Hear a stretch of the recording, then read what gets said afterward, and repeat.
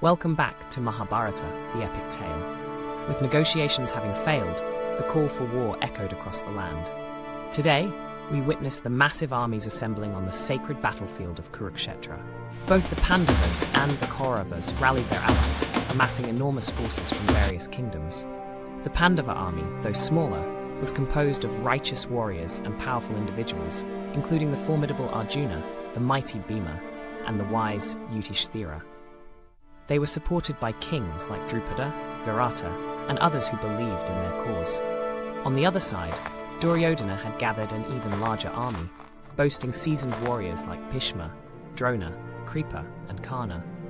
Though many of these great warriors privately held reservations about fighting against the righteous Pandavas, they were bound by their loyalty to the Kuru kingdom. The battlefield of Kurukshetra, a vast plain, became a sea of soldiers, chariots, elephants, and horses.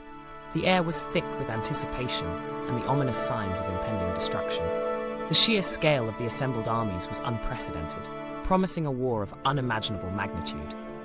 As the armies faced each other, the tension was palpable. The leaders on both sides surveyed their forces, strategizing and preparing for the inevitable clash.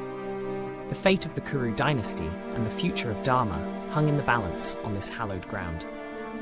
The stage was set for the epic conflict, a war that would not only decide the fate of a kingdom, but also explore profound questions of duty, righteousness, and the human condition. The vast armies stood poised, ready to unleash their fury upon one another.